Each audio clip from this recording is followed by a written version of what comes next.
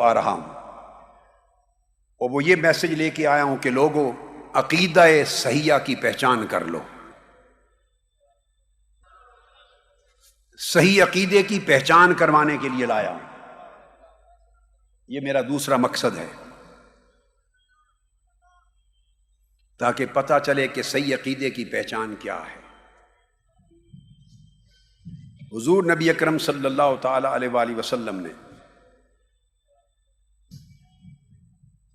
قرآن اور حدیث کے ذریعے جو پہچان ہمیں عطا کی، یاد رکھ لیں اس کے کچھ بنیادی اصول ہیں۔ اگر عقیدہ صحیح رکھنا ہے، اہل سنت والجماعت کے عقیدے پہ رہنا ہے، سواد اعظم کے عقیدے پہ رہنا ہے، اور اپنے عقیدے کا تعلق و تسلسل حضور خواجہ اجمیر سے رکھنا ہے، حضور سرکار غوث العظم شیخ عبد القادر جیلانی سے رکھنا ہے، حضرت شاہ نقشبند سے رکھنا ہے، حضرت مجدد الفسانی سے، حضرت شیخ سورورد سے، حضرت امام ابو الحسن الشاذلی سے، شیخ احمد سید الرفاعی سے، اولیاء سے رکھنا ہے، اور اکابر ائمہ علماء اعلام سے رکھنا ہے۔ اعلیٰ حضرت مولانا شاہ احمد رضا خان بریلوی رحمہ اللہ تعالیٰ سے رکھنا ہے، حضرت شاہ ولی اللہ محدث دہلوی سے رکھنا ہے، حضرت شاہ عبدالعزیز محدث دہلوی سے رکھنا ہے، حضرت شیخ عبد الحق محدث دہلوی سے رکھنا ہے،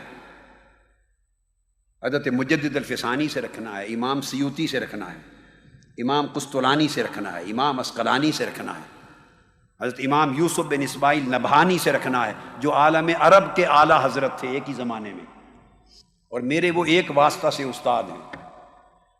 امام نبہانی بھی میرے ایک واسطہ سے استاد ہیں، مجھ میں اور امام یوسف بن اسماعیل نبہانی میں صرف ایک استاد ہیں، شیخ حسین بن احمد اسیران، میں ان کا پوتا شاگرد ہوں امام نبہانی کا۔ شیخ حسین بن احمد اسیران براہ راست امام نبہانی کے شاگرد، لبنان کے ہیں میرے وہ استاد، بیروت لبنان کے۔ اسی طرح اعلیٰ حضرت مجدد دین و ملت حضرت شاہ احمد رضا خان رحمہ اللہ تعالی، وہ بھی میرے دادا استاد ہیں، میں ان کا پوتا شاگرد ہوں، ان میں اور میرے درمیان صرف ایک استاد ہیں۔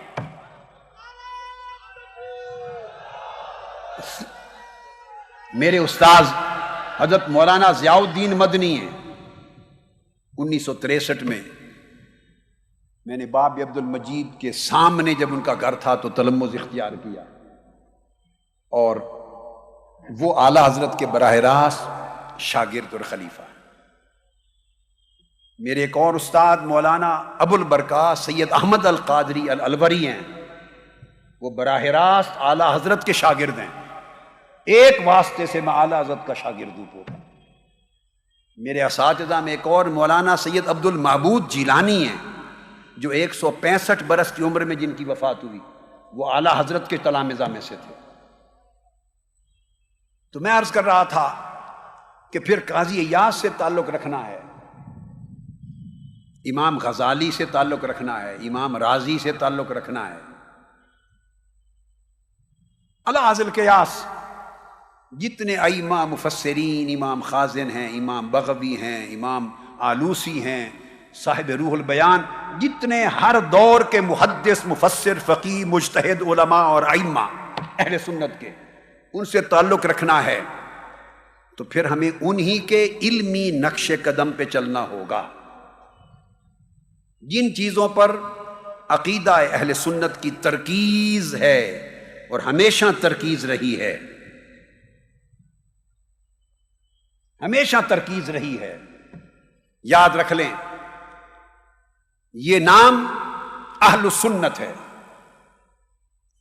1400 سال سے بڑے بڑے اکابر ہوئے، مگر اہل سنت کا نام بدل کر کسی بڑی سے بڑی شخصیت کے ساتھ مسلک کے نام کو نہیں جوڑا گیا۔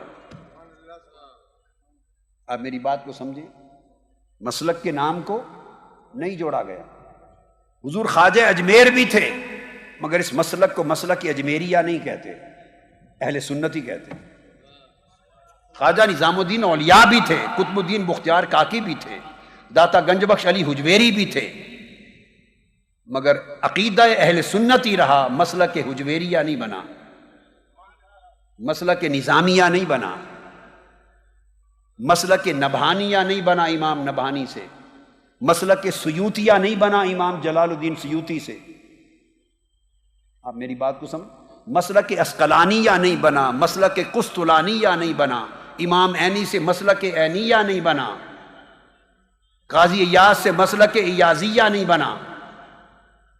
امت میں بڑے بڑے اکابر ائمہ آئے، محدثین آئے، مفسرین آئے، تاریخ بھری پڑی ہے روشن ستاروں سے، مگر اہل سنت کا ایک وتیرہ رہا، بڑی سے بڑی کسی شخصیت کے نام پر مسلک کو معنون نہیں کیا. حضور علیہ السلام نے فرمایا تھا ما انا علیہ و اصحابی، مسلک عقیدہ وہ جس پر میں اور میرے صحابہ، میں سے مراد حضور کی سنت اور صحابہ سے مراد جماعت صحابہ. یہ نام آقا علیہ السلام نے رکھ دیا تھا اہل السنت والجماعہ. اب قیامت تک اس مسلک کا نام بدلنا حضور کے رکھے ہوئے نام سے انحراف کرنے کے مترادف ہے، آقا علیہ السلام سے انحراف کرنے کے مترادف ہے. اگر آپ یہ کرنا شروع کر دیں، نسبت اساتذہ جو چاہیں آپ کے ہوں میرے بھی ہیں، شیوخ جو چاہیں ہوں، جس سلسلے سے چاہیں منسلک ہوں، جس مدرسہ میں چاہیں پڑھیں، میں اصول سمجھا رہا ہوں آپ کو. انڈیا میں جس کسی عالم اور بزرگ سے چاہیں عقیدت رکھیں، یہ سب کچھ جائز ہے، مگر مسلک کا عنوان کسی بھی شخصیت، استاد اور شیخ اور پیر اس کے نام پر معنون نہیں ہو سکتا. جو کرے گا وہ سواد اعظم کو چھوٹا سا فرقہ بنانے کی سازش کرے گا، وہ اہل سنت کے ساتھ دشمنی کرے گا، اور اہل سنت کو امت مسلمہ کے 72 فرقوں میں شامل کرنا چاہے گا، 72 فرقوں میں شامل کرے گا، جو اہل سنت کے عنوان کی بجائے کوئی اور عنوان لگانا چاہے گا. آقا علیہ السلام نے فرمایا یہود میں 71 فرقے ہوئے، نصارہ میں 72 فرقے ہوئے، حدیث پاک. میری امت میں 73 فرقے ہوں گے، جتنے فرقے ہوں گے جہنم میں جائیں گے، اور جو جنتی ہوگا وہ ملت ہوگی. صحابہ کرام نے پوچھا یا رسول اللہ وہ کون ہے؟ فرمایا الجماعہ، وہ فرقہ نہیں ہوگا، وہ جماعت ہوگی. السواد العظم، وہ میری امت کی اکثریت ہوگی، وہ فرقہ نہیں ہوگا. اس لیے میں عمر بھر فرقہ پرستی کے خاتمے کی بات کرتا ہوں، اس لیے کہ فرقے جہنم میں لے جاتے ہیں، جماعت اہل سنت ہو یا سواد اعظم یہ جنت میں لے جاتا ہے.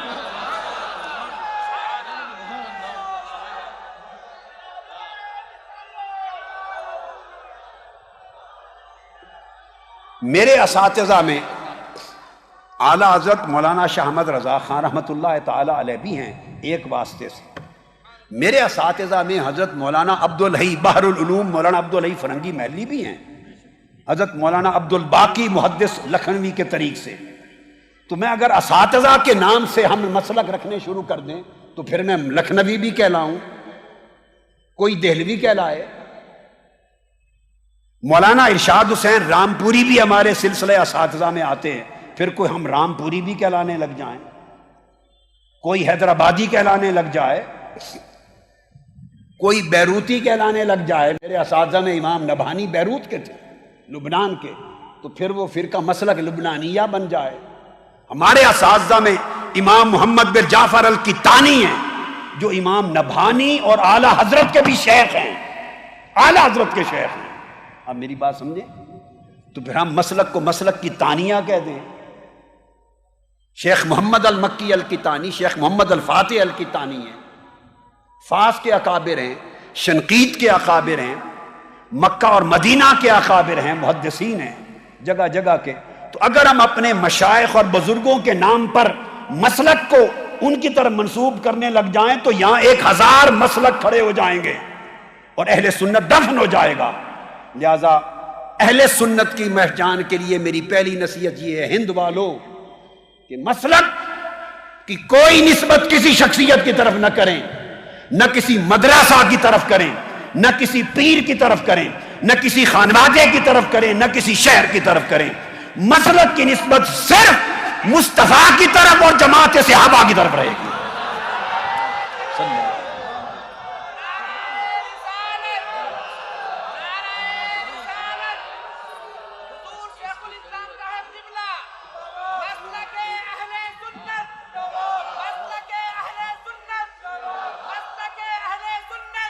جب آپ اپنے مسلک کو شخصیتوں کی طرف یا مدرسوں کی طرف یا اپنے پیروں اور سلسلوں کی طرف اور شہروں کی طرف منسوب کرنے لگ جائیں گے تو آپ کا سواد اعظم ٹکڑوں میں بٹ جائے گا اور آپ فرقے بن جائیں گے، اور فرقے حضور نے فرمایا 72 کے 72 فرقے جہنم میں جائیں گے۔ جنت میں فرقہ کوئی نہیں جائے گا، جنت میں تو سواد اعظم جائے گا اگر جماعت رہے گی، امت کی اکثریت رہے گی۔ پھر پاکستان اور ہندوستان والوں یہ سمجھو کہ جو گورکھ دھندے آپ کے ہیں، جو مسائل آپ کے ہیں، جن باتوں پر آپ فتوے لیے پھرتے ہیں، انہیں ہندوستان سے باہر تو ان باتوں کو جانتا ہی کوئی نہیں۔ وہ اہل سنت جو ملک کے شام میں رہتے ہیں ان پر کیا کہیں گے؟ وہ جو مصر میں کل اہل سنت ہیں ان پر کیا فتویٰ لگائیں گے؟ وہ سنی ہیں یا نہیں؟ وہ فلاں کے بارے میں کیا کہتے ہیں، فلاں کے بارے وہ فلاں بلا کو جانتے ہی نہیں۔ اردن و فلسطین میں اہل سنت ہے، کیا کہیں گے؟ عراق میں اہل سنت ہے، ان پر کیا کہیں گے؟ ان کو تو پتہ ہی نہیں، یہ ہمارے ہند کے معاملات ہیں۔ تو ہندوستان کو مسلک اہل سنت کے اوپر نہ چڑھاؤ، مسلک کو ساری دنیا کے اوپر رہنے دو۔ میری بات سمجھیں آپ؟ مسلک کو ہند، سندھ اور پاکستان اور بنگلہ دیش سے اوپر نہ کرو، نہ علاقے کو نہ بڑھاؤ، چونکہ مسلک تو مغرب میں بھی اہل سنت، سوڈان میں بھی اہل سنت، لیبیا میں بھی اہل سنت، لیبیا کے بعد الجزائر میں بھی اہل سنت، ٹیونس میں بھی اہل سنت، عراق اور فلسطین اور اردن میں بھی اہل سنت، ملائیشیا انڈونیشیا میں بھی اہل سنت۔ ارے اہل سنت کا عقیدہ آقا کا میلاد ماننے والوں کا عقیدہ، حضور کی غلامی محبت کا دم بھرنے والوں کا عقیدہ تو دنیا کی 50 مسلمان ریاستوں میں ہے، بلکہ 56 میں سے کم از کم 52 اسلامی ریاستوں میں ہے۔ وہ تو ہمارے انڈیا کے معاملات سے واقف ہی نہیں، انہیں تو یہاں کی بولی نہیں آتی، یہاں کے مسائل سے واقف نہیں۔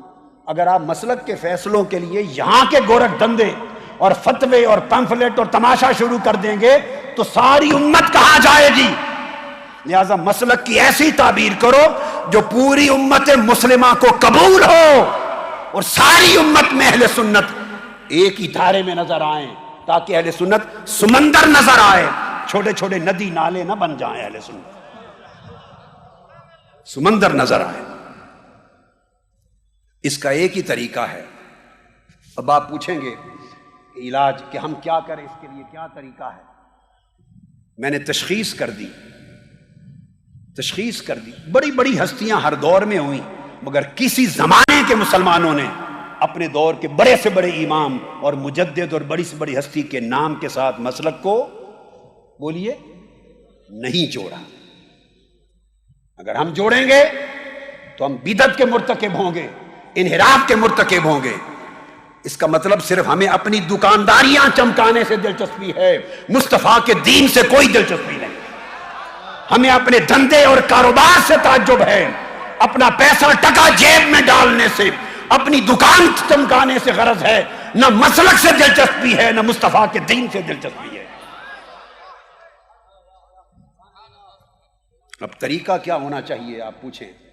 طریقہ یہ، عقائد پر ارتکاز کریں، عقائد پر، توحید پر۔ جو عقیدہ توحید علماء اہل سنت نے سکھایا، میری اپنی پوری کتاب 2 جلدوں کی کتاب التوحید ہے، پڑھیے۔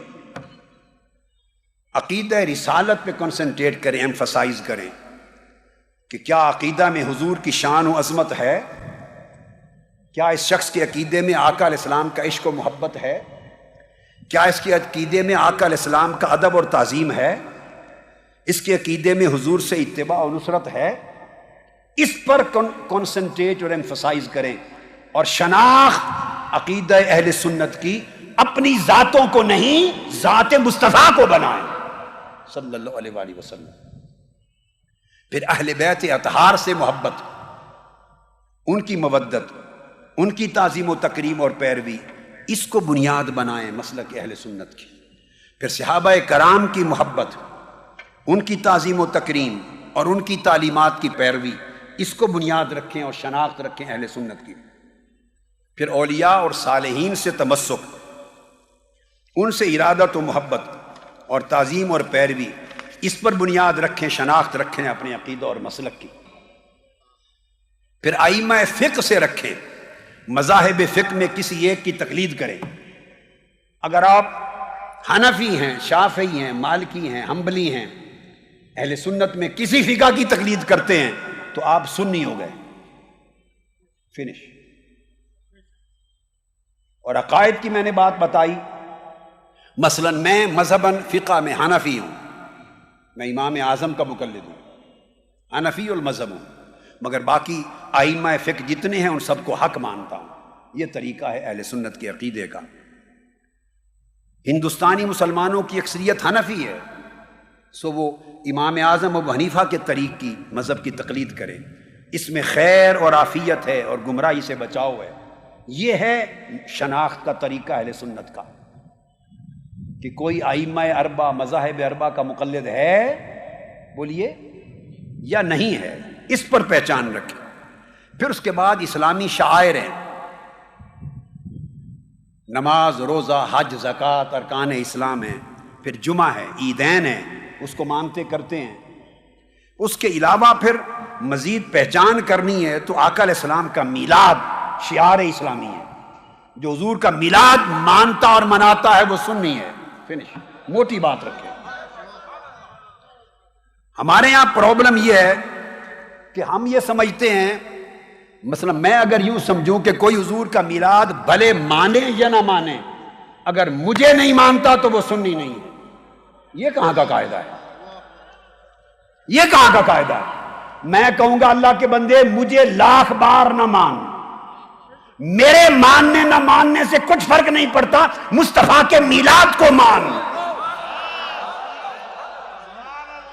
یہ فیصلہ ہے سنیت کا. بھئی آپ ہیں، میں ہوں، یہ ہے، یہ تو عالم ہیں، علماء ہیں، مفتی ہیں، عالم ہیں. اور علماء کے درمیان علمی مسائل میں ہزارہ اختلاف ہوتے رہے، ہوتے ہیں، ہوتے رہیں گے. کوئی کسی کو مانتا ہے، کوئی نہیں مانتا، کوئی کسی کو جانتا ہے، نہیں جانتا. بھئی آپ کے اور میرے ماننے نہ ماننے سے کسی کے مسلک پہ رتی برابر کوئی فرق نہیں پڑتا. اگر میں کہہ دوں کہ فلاں سنی نہیں ہے، میرے کہہ دینے سے کسی کی سنیت کا بال بھی کا نہیں ہوتا. اور کوئی اور عالم ہندوستان کا یا پاکستان کا کہہ دے کہ فلاں سنی نہیں ہے، وہ فلاں سنی نہیں ہے، یہ کہہ کے کھپ کے گلا بیٹھ جائے اس کا، کسی کی سنیت پہ گھرتی برابر اثر نہیں ہوتا. یاد رکھ لیں اصول کو.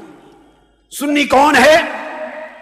جو ان تمام بنیادی قواعد اور عقائد کو ماننے کے ساتھ حضور کا میلاد کرتا ہے، محفل میلاد منعقد کرتا ہے، میلاد کا جلسہ کرتا ہے، جلوس کرتا ہے، حضور کی محبت کا اظہار کرتا ہے. یہ اسلامی روایت اور عظیم اسلامی کلچر کو زندہ رکھتا ہے.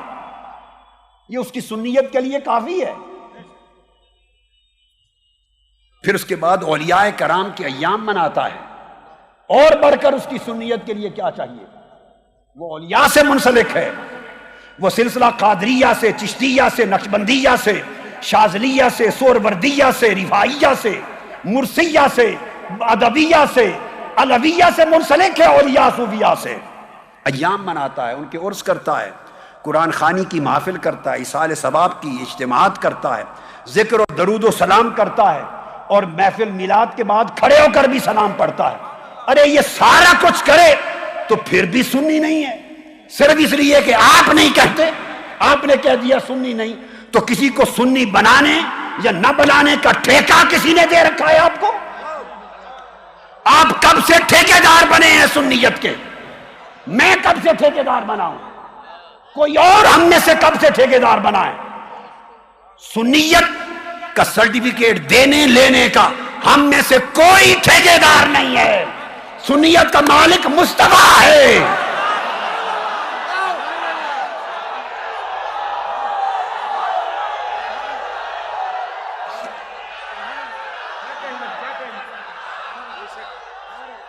جو مصطفیٰ کی بارگاہ میں مقبول ہے وہ سنیت کا امام ہے. جو مصطفیٰ کی بارگاہ سے راندہ گیا، رد ہو گیا، وہ بے ایمان ہے. دیکھو کہ اس بندے کی محبت آقا سے کیا ہے، حضور کی نوکری کیا ہے، عقیدہ حضور سے کیا ہے، صحابہ سے کیا ہے، اہل بیت سے کیا ہے، اولیاء سے کیا ہے، امام اعظم سے کیا نسبت ہے، یہ بنیادی دیکھنے کی یہ باتیں۔ پھر میلاد اور عرس بھی آ گئے، سلسلہ طریقت سے منسلک ہے، تو یہ وہ بنیادی چیزیں ہیں۔ اگر یہ بنیادی چیزیں موجود ہیں تو وہ اہل سنت ہے، وہ اہل سنت ہے۔ اب دیکھیے، اگر آپ میری بات ماننا شروع کر دیں گے ایک عالم کے طور پر کہ جو میں کہوں ہر بات میری مانے تو سنی ہے، دوسرے عالم کی بات ماننا شروع کر دیں گے کہ اس کی ہر بات مانے تو وہ سنی ہے، ادھر سے ایک اور اٹھے گا اس کی بات ماننے کی شرط لگا دیں گے، میرا ہر فتویٰ اور میری ہر بات مانے تو سنی ہے۔ یہ شرائط کس نے لگائیں؟ قرآن میں آئیں، حدیث میں آئیں، آقا نے دی، صحابہ نے دی، یہ کس نے اختیار دیا ہمیں کس نے ٹھیکیدار بنایا؟ یہ سنیت اور عقیدہ کانٹریکٹ نہیں ہے، جیسے آپ کاموں کے لیے ٹھیکہ لیتے ہیں سڑکیں بنانے کا، بلڈنگ بنانے کا، یہ ٹھیکہ نہیں ہے، یہ عقیدہ ہے، اور عقیدے کا 1400 سال کا تسلسل ہے، اور کسی کو داخل کرنے نکالنے کا حق نہیں۔ اس عقیدے میں اعلیٰ حضرت بھی بیٹھے ہیں، اوپر غوث پاک بھی بیٹھے ہیں، داتا گنج بخش بھی بیٹھے ہیں، خواجہ اجمیر بھی بیٹھے ہیں، اس عقیدے میں امام غزالی بھی بیٹھے ہیں، امام رازی بھی بیٹھے ہیں، امام نصوی بھی بیٹھے ہیں، ابو المنصور ماتریدی بھی بیٹھے ہیں، اس میں امام اعظم بھی بیٹھے ہیں، ارے اس میں بڑے بڑے بیٹھے ہیں۔ انہوں نے اپنے فتووں سے اختلاف کرنے والے کو مسلک اور عقیدے سے خارج نہیں کیا۔ آپ اور میں کون ہیں خارج کرنے والے؟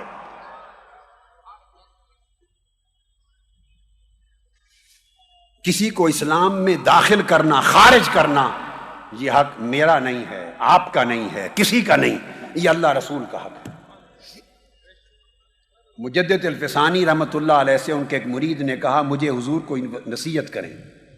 حضرت مجدد الفسانی نے فرمایا، عرض کیا حضور نصیحت کریں، فرمایا بیٹے ایک ہی نصیحت ہے، نہ کبھی خدا بننا نہ کبھی رسول بننا۔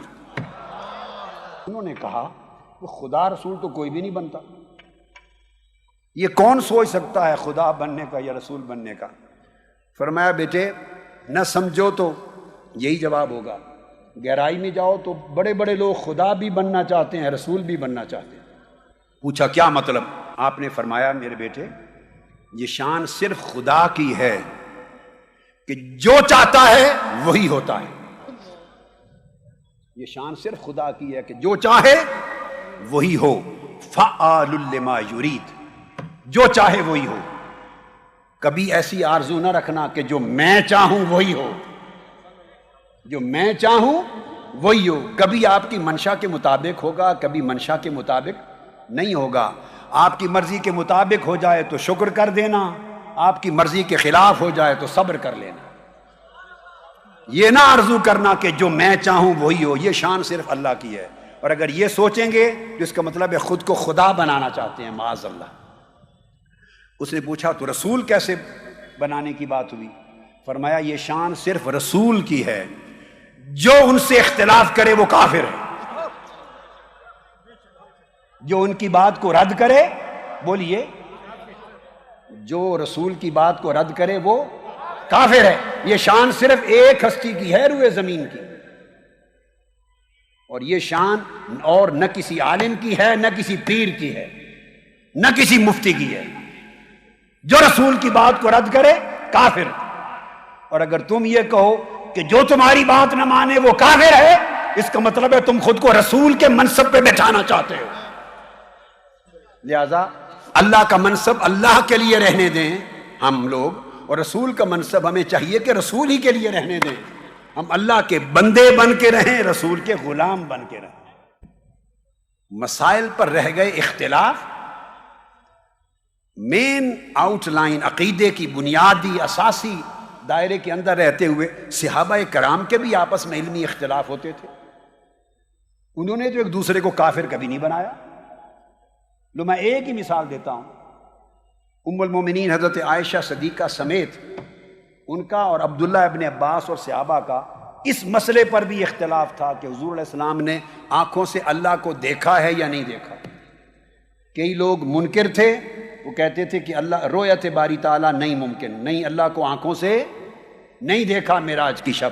اور کئی صحابہ قائل تھے کہ آنکھوں سے دیکھا، ایک نہیں 2 بار دیکھا ہے. اب ہمارا عقیدہ کہ آقا علیہ السلام نے دل کی آنکھوں سے بھی دیکھا ہے، سر کی آنکھوں سے بھی دیکھا ہے، ہمارا عقیدہ یہ ہے. مگر صحابہ کرام میں ایسے ہیں جو حضرت عائشہ صدیقہ سمیت رضی اللہ جو اس کو نہیں مانتے تھے. تو بولیے کس کو نکالیں گے، کس کو داخل کریں گے؟ آپ بخاری شریف کو دیکھ لیجئے، مسلم شریف کو دیکھ لیجئے، ترمذی شریف کو دیکھ لیجئے. میں نے ایک مثال دے کے آپ کو بہت بڑی بات سمجھا دی. اتنے بڑے مسئلے تک اختلاف ہوتا تھا کہ رویت باری تعالیٰ ہوئی یا بولیے نہ ہوئی. وہ بھی صحابی اور وہ بھی صحابی. یہ آقا علیہ السلام نے کلچر دیا تھا، آقا اسلام نے کلچر دیا تھا.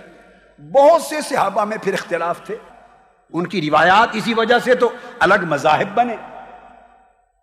بھئی موزوں پر مسح ہر کوئی مانتا تھا، بعض صحابہ جرابوں پر مسح کرتے تھے، بعض نہیں کرتے تھے، تو کسی نے سنیت سے خارج کر دیا. پھر مذاہب میں اس پر قول بنے. نماز حضر میں، بیماری میں، بارش ہو تو جمع کرنی ہے زور اثر کی اور مغرب عشاء کی یا نہیں کرنی.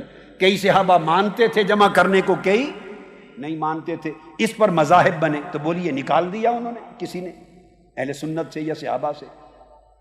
امام اعظم کا ایک مذہب بنا. خود امام اعظم کے اپنے شاگرد کئی مسائل میں امام ابو یوسف اور امام محمد بن حسن شیبانی امام اعظم سے اختلاف کرتے، تو نکال دیں گے حنفیت سے. کئی مسائل پہ اتفاق، کئیوں پر اختلاف.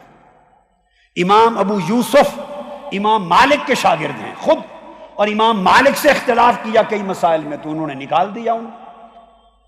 امام احمد بن حنبل امام شافعی کے شاگرد ہیں، اور امام شافعی امام مالک کے شاگرد ہیں. امام ابو یوسف نہیں، امام شافعی امام مالک کے شاگرد ہیں.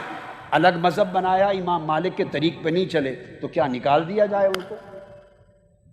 امام احمد بن حنبل امام شافعی کے شاگرد ہیں. اختلاف کیا مذہبی نیا بنا دیا، اتنا اختلاف علمی تھا تو کیا نکال دیا جائے کسی کو؟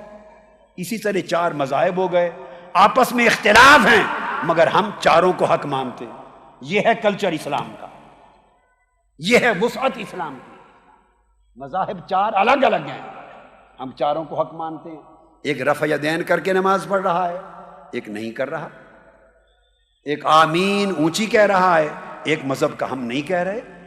ایک امام کے پیچھے سورہ فاتحہ اور قرات کو پڑھ رہا ہے اور ایک نہیں پڑھ رہا، مگر فتویٰ کیا ہے؟ چاروں مذاہب حق پر ہیں. اتنی وسعت دی گئی ہے اسلام کے اندر. یہ تعلیم ہے اصل. اس مزاج کو اپنانا ہوگا.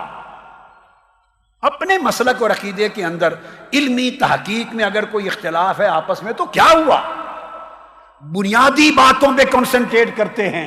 اگر بنیادی چیزیں جو میں بیان کر چکا ہماری ایک ہیں تو علمی اختلافات علماء کی شان ہوتی ہے. آقا نے فرمایا اختلاف امتی رحمتن، میری امت میں علمی اختلاف رحمت ہے.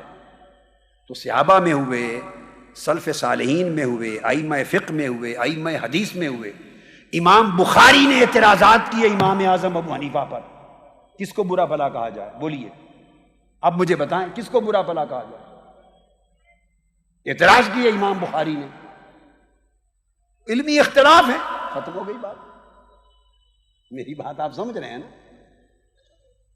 اسی طرح بہت سے ائمہ کے درمیان ائمہ تفسیر کی کتابیں پڑھیں، ائمہ عقیدہ کی کتابیں پڑھیں، ائمہ فضائل و مناقب کی پڑھیں.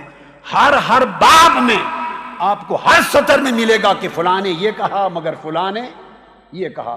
اختلاف ہے ہر ایک کے تعبیر پر، تشریح پر، مگر کسی نے 1400-1500 سال میں یہ روش نہیں اپنائی کہ علمی اختلافات پر پکڑ کے اہل سنت سے خارج کر دیں اور اسلام سے خارج کر دیں. یہ طریقہ کبھی نہیں تھا. یہ طریقہ اسلام کی تاریخ میں کبھی نہیں تھا. اس کے برعکس امام اعظم کے مخالفین ان پر تہمتیں لگاتے تھے، امام اعظم نے نہیں لگائیں.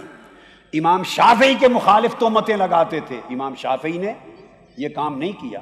امام مالک کے مخالفین ان پر تہمتیں لگاتے تھے، اعتراض کرتے تھے، امام مالک نے نہیں کیا. امام احمد بن حنبل کے مخالف یہ کرتے تھے، امام احمد بن حنبل نے کبھی نہیں کیا۔ سو اختلاف رائے، آزادی رائے برداشت کرنا، یہی اسلام کا حسن ہے، اسلام کا حسن ہے۔ ہمیں متشددانہ رویہ، تعصب کا رویہ، تشدد کا رویہ، اجارہ داری کا رویہ ختم کرنا ہوگا۔ اس سے اہل سنت کو بہت نقصان پہنچ رہا ہے۔ اور میں آپ کو آخری نصیحت اس باب میں کر کے کہ شان مصطفیٰ کو لے رہا ہوں، اس کے بعد پھر بتاؤں کہ اہل سنت کا عقیدہ ہے کیا، پھر اس پر آتا ہوں۔ آخری بات سمجھ لیں، دوسروں میں اور ہمارے لوگوں میں فرق ہے۔ دوسرے عقیدے کے لوگ علماء کو دیکھتے ہیں، اگر 100 میں 10 باتیں بھی ان کی مشترک مل جائیں نا، 5 باتیں بھی مل جائیں تو انہیں اپنا بنا لیتے ہیں، انہیں اپنا قرار دیتے ہیں، اور اس طرح اپنی تعداد بڑھاتے چلے جا رہے ہیں۔ ہمارے لوگوں نے بدقسمتی یہ کر لی ہے کہ 100 میں 99 باتیں ملتی ہوں، 95 باتیں ملتی ہوں، 2-4 ایشوز پر اختلاف ہو، ہم دھکا دے کے اسے سنیت سے خارج کر دیتے ہیں، اسلام سے خارج کر دیتے ہیں۔ یہ خارج کرتے کرتے ہم سواد اعظم کی بجائے چھوٹا سا فرقہ بنتے چلے جا رہے ہیں، اور دوسرے لوگ مطابقت کی وجہ سے داخل کرتے کرتے جو فرقے تھے وہ جماعت اور سواد اعظم بنتے چلے جا رہے ہیں۔ میں نے آپ کو بہت بڑی نصیحت کی باتیں کر دیں، دوسرے لوگوں نے وسعت نظری اور اعلیٰ حکمت عملی کے باعث وہ لوگ پھیل رہے ہیں، ہم نے حکمت عملی کے فقدان اور تنگ نظری کے باعث ہم لوگ سکڑتے جا رہے ہیں، سکڑ رہے ہیں۔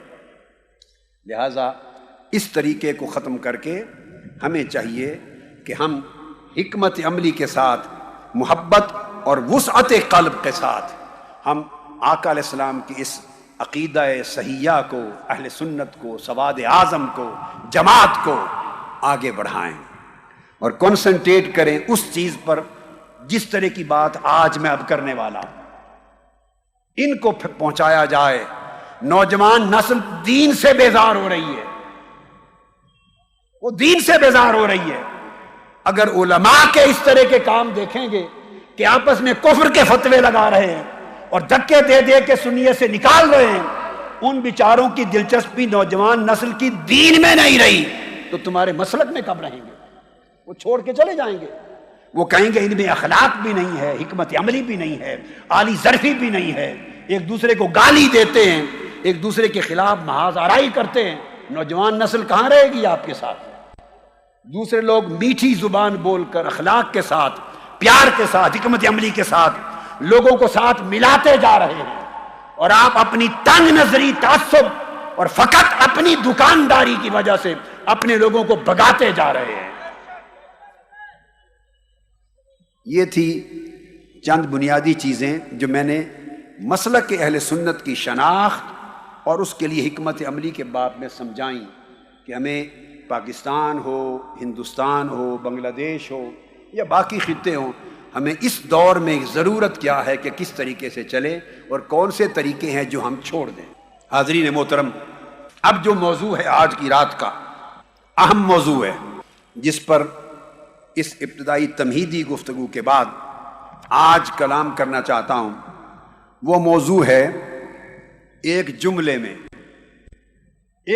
میں، اور وہ نچوڑ ہے عقیدہ محبت کا، عقیدہ اولیاء کا، عقیدہ صوفیاء کا، عقیدہ اہل سنت کا، عقیدہ صحیح اہل اسلام کا۔ وہ موضوع ہے کہ ساری کائنات میں حضور علیہ السلام جیسا کوئی نہیں ہے۔ یہ موضوع ہے آج کی رات، یہ آج کا میرا موضوع ہے کہ کل کائنات میں میرے ساجن جیسا کوئی نہیں، ساری مخلوقات میں میرے پیتم جیسا کوئی نہیں، عالم خلق میں اول سے آخر تک ساری مخلوقات و کائنات میں سرکار مدینہ جیسا کوئی نہیں۔ حضور بے نظیر ہیں، بے مثال ہیں۔ یہ آج کا موضوع ہے صلی اللہ علیہ وسلم۔ اب یہاں سے جو بات شروع کرنا چاہ رہا ہوں وہ یہ کہ انسانی کائنات میں سب سے اونچا مقام اللہ رب العزت نے انبیاء کو عطا کیا، سب سے اونچا مقام انبیاء کا اور رسولوں کا۔ آقا علیہ السلام کو اگر کوئی شخص، سننے والی بات، اگر کوئی حضور علیہ السلام جیسا ہو سکتا، اگر آقا علیہ السلام جیسا اور حضور علیہ السلام کے برابر اگر کوئی ہو سکتا تو وہ انبیاء سے اور رسولوں میں سے ہونا چاہیے تھا، کیونکہ سب سے اونچا درجہ نبیوں اور رسولوں کا ہے۔ اگر کوئی شخص ممکن ہوتا کہ آقا علیہ السلام کے برابر ہو سکے تو وہ یہی ممکن تھا کہ انبیاء اور رسولوں میں سے کوئی آقا علیہ السلام جیسا ہوتا۔ لیکن اللہ رب العزت نے ارشاد فرمایا تلک الرسل فضلنا بعضهم علی بعض، ایک اصول دیا تیسرے پارے کی پہلی آیت کے ذریعے کہ یہ جو رسول ہیں ہم نے بعضوں کو بعضوں پر فضیلت دی ہے، درجے میں سب کو ایک جیسا نہیں بنایا۔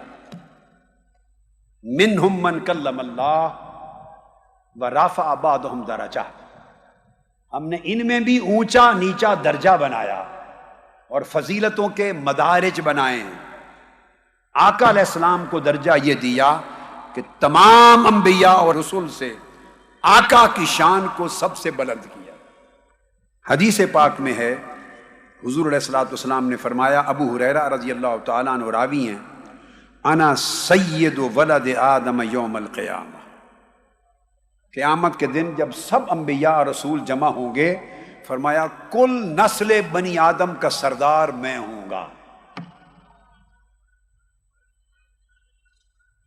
اس لیے دنیا میں جب آقا علیہ السلام کو معراج پہ لے جایا گیا، یہ حدیث صحیح مسلم میں، ابو داود میں، مسند احمد بن حنبل، مصنف ابن ابی شیبہ میں حدیث صحیح، اور امام مسلم نے یہ حدیث کتاب الفضائل میں وارد کی اور باب بنایا، باب تفضیل نبینا علی جمیع الخلائق، ہمارے نبی صلی اللہ علیہ وآلہ وسلم کا جمیع مخلوقات میں سب سے افضل ہونا، یہ باب بنایا امام مسلم نے۔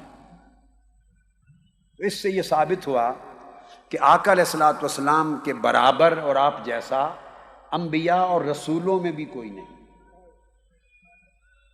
صحیح مسلم میں حدیث آئی ہے کتاب الایمان میں، ابو ہریرہ رضی اللہ تعالیٰ عنہ راوی ہیں، آقا علیہ السلام فرماتے ہیں جب میں معراج کی رات بیت المقدس پہنچا، فحانت الصلاۃ فاممتہم، نماز کا وقت ہو گیا اور تمام انبیاء کی صفیں بن گئیں، وہ میرے مقتدی ہوئے اور میں نے انہیں امامت کروائی۔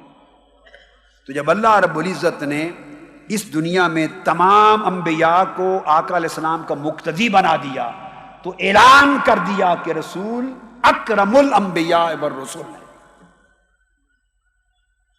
اسی طرح ابی بن کعب رضی اللہ تعالیٰ عنہ روایت کرتے ہیں، حدیث ہے ترمذی ابن ماجہ کی، اور امام ترمذی نے کہا حدیث حسن صحیح، فرمایا اذا کان یوم القیامہ کنت امام النبیین و خطیبہم، جب قیامت کا دن ہوگا میں سب نبیوں کا امام اور قائد ہوں گا، اور سب نبی خاموش ہوں گے اور میں ان کا خطیب ہوں گا۔